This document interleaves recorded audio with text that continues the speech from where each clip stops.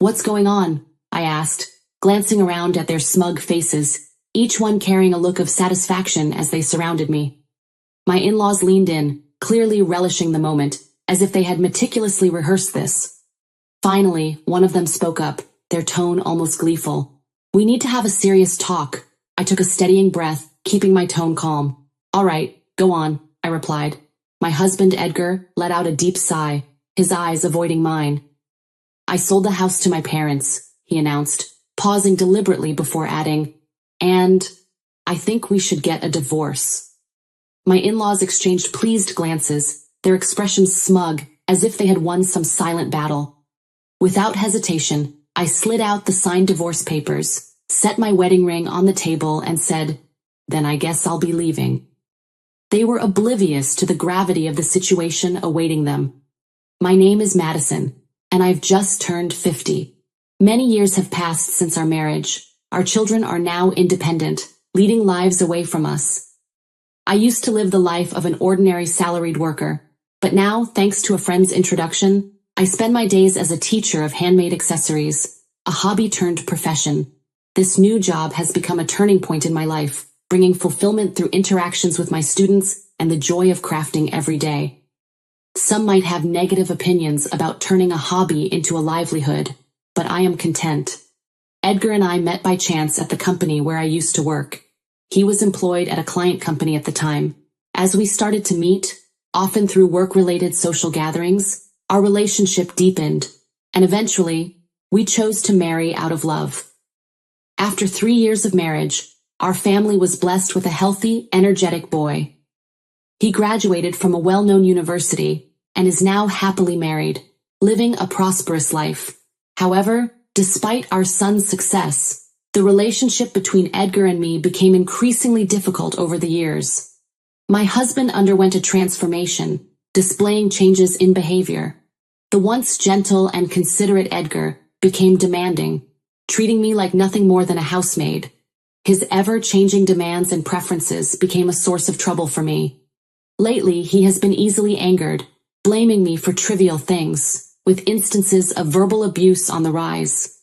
I've been wanting to escape this life and start anew, but I'm tied down by an unpaid mortgage. Despite this, Edgar quit his job without a clear reason and now spends his days lazing around the house. He hardly lifts a finger to help with daily chores, leaving me to manage everything on my own. The house we live in was recently rebuilt, and I funded it all. Managing the finances, I saved bit by bit for its reconstruction. It embodies my wishes and aspirations, a house I worked hard to build. I don't want it to fall into Edgar's hands if I leave. Beyond the mortgage issue, this house symbolizes my dreams, with features like the spacious kitchen reflecting my careful choices. Despite initial input from Edgar on the design, I covered all the costs and wanted my wishes to be respected. Facing challenges, the house eventually became a reality, fulfilling our dream. I experienced a profound sense of joy about our new home. However, the cost of construction significantly surpassed our initial estimates, compelling us to take on a much larger loan than anticipated. Accepting such a substantial loan in our 50s was unexpected, but the happiness our new home promised provided us with the energy to overcome this financial burden. On the flip side, Edgar appeared somewhat sulky, as his opinions and wishes were not well reflected in the house's design. He expressed discontent, considering it a waste of money. "This is just unnecessary, like throwing money down the drain," he would grumble. Ignoring his complaints, I pressed on, and gradually he stopped talking to me, resorting to childish behaviors to provoke irritation. I wondered when this situation would end. A few months after moving into the new house, the doorbell rang unexpectedly. I prepared to go to the front door, but Edgar surprisingly got up before me, possibly aware of the visitor's identity. Soon, cheerful voices and laughter filled the entrance. When the door to the living room opened, I saw my unexpected in-laws, Bradley and Emerson. I always felt pressure in my relationship with them. When we first announced our marriage, they treated me coldly, criticizing my lower social status and maintaining an awkward attitude, even on our wedding day. Their interference continued post-marriage, and each interaction made me wonder how to handle the situation. Despite thinking things had settled down, Their sudden visit surprised me. Greeting them politely, I felt a slight tension, but they passed by without a word, intentionally ignoring my presence and bumping my shoulder.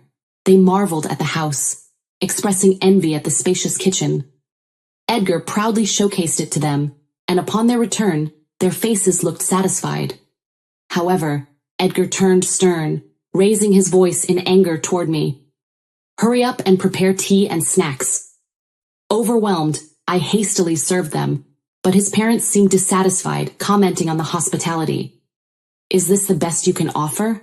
Bradley muttered, and as they quickly finished, he complimented the house's interior.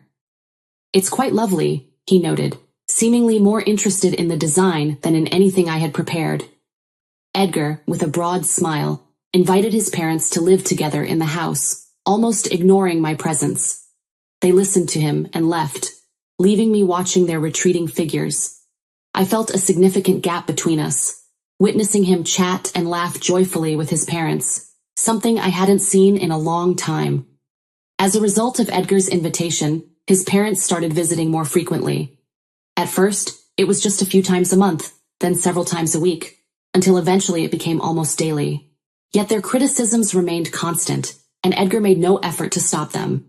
His tendency to blame me, combined with his parents' escalating disapproval, became increasingly apparent. He frequently accused me of not listening and causing our son to suffer, with complaints that seemed unending.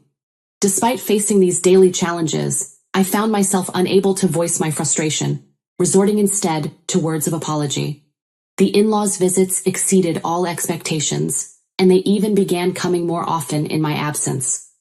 They would arrive with Edgar, leaving behind unmistakable signs of their presence at home: beer cans, empty bottles, and spills of alcohol that soaked into our new rug. Despite my protests, the new house began to smell of alcohol and felt dirty. I couldn't understand why Edgar, despite not contributing to the household, was quick to complain. His involvement in gambling added another layer of worry, as remnants of used betting slips surfaced regularly. Explaining the risks of gambling and its impact on our finances seemed futile.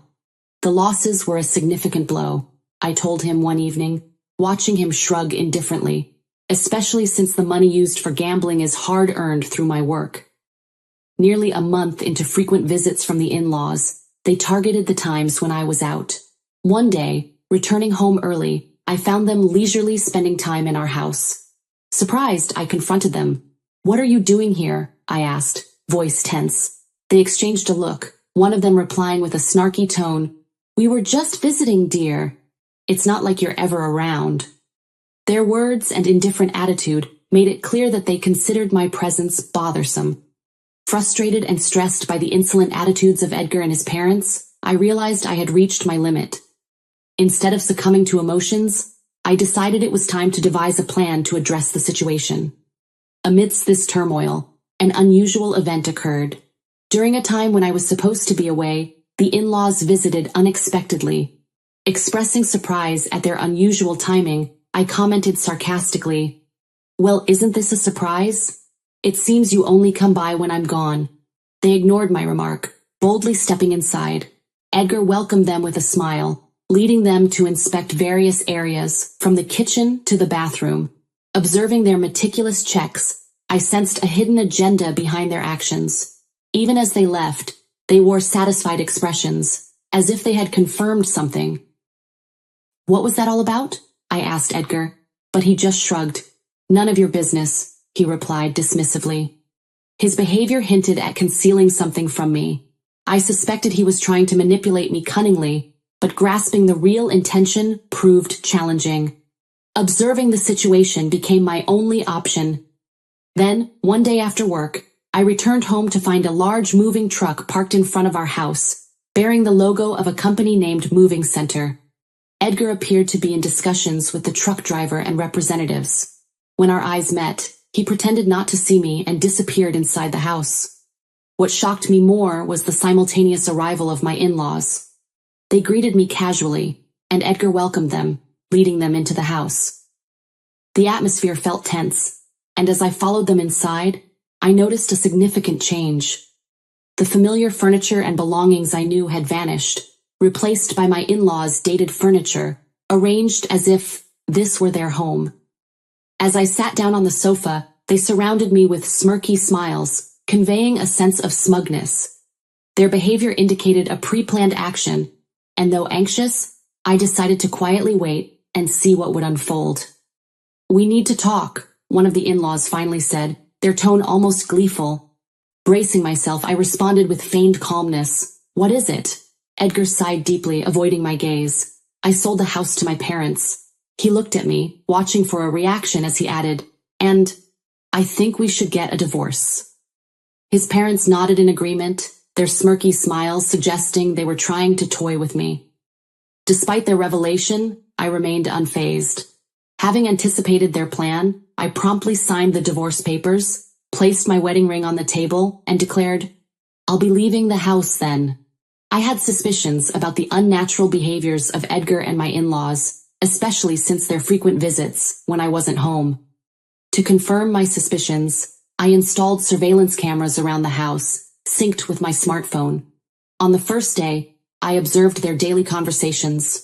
However, one day, I stumbled upon footage where Edgar and his parents joyfully discussed selling the house. Shocked by this revelation, I decided to plan my next steps, searching for a new residence based on the information obtained from the surveillance cameras. I took the initiative to transfer the home loan from my name to Edgar's. If they planned to remove me from our home, I believed they should take over the mortgage payments and responsibilities. The monthly mortgage, amounting to $1,900, was paid from my hard-earned salary. Doubting that Edgar and his parents could afford this, I resolved not to provide any financial assistance. Free from the troublesome relationship, I moved to my new, well-arranged home with new furniture, ready to embark on a new chapter in my life. On my day off, I relished the prospect of thorough rest, sleeping in past noon. Just as I was about to doze off again, the doorbell abruptly rang. To my surprise, Edgar and his in-laws stood at my doorstep, uninvited. "What are you doing here?" I demanded, blocking their entrance. They barged past me without answering, spreading out a document in front of me. "You changed the name on the house loan without our permission," Edgar accused, his tone indignant. Expressing disbelief at their sudden appearance, I replied, "Yes, I did. After all, you wanted me out, didn't you?" They were shocked, claiming they were currently unemployed and couldn't afford the high monthly loan. Edgar, his frustration evident, shouted, "We can't pay that amount." Attempting to enlighten them on the consequences of defaulting, I explained, "If you don't pay, the interest and late fees will increase the final payment, and the bank doesn't care about your situation." Edgar initially seemed skeptical, but after searching for information online, his expression turned to one of shock and distress. "What are we going to do?" his mother muttered, her face pale. I shrugged, keeping my tone neutral. "Maybe look for a job?" "It's time for a fresh start," I concluded. Their faces grew even paler as they realized the seriousness of the situation. They admitted to having no savings or assets, with Edgar burdened by substantial gambling debts and no stable income. Frustrated, they pleaded for understanding and assistance, emphasizing the years we spent together. "We've been through so much," Edgar added, trying to sound sincere. Unmoved by their pleas, I shut the door, saying, "I'm done. You made your choice." Frustrated, they reported me to the police, leading to their removal from my property.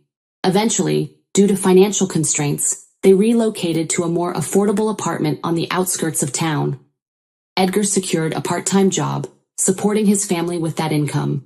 Meanwhile, my life remained unchanged, and I focused on my job. In my free time, I started a blog on handmade crafts, gaining attention and doubling my monthly income. Requests for me to serve as an instructor for workshops and courses increased. I had no thoughts of remarrying and planned to navigate life independently. One day, I found an old household account book from the early days of my marriage, bringing back memories of our financial struggles. With a sense of resolve, I decided to build a new happiness on my own, placing the account book back on the shelf.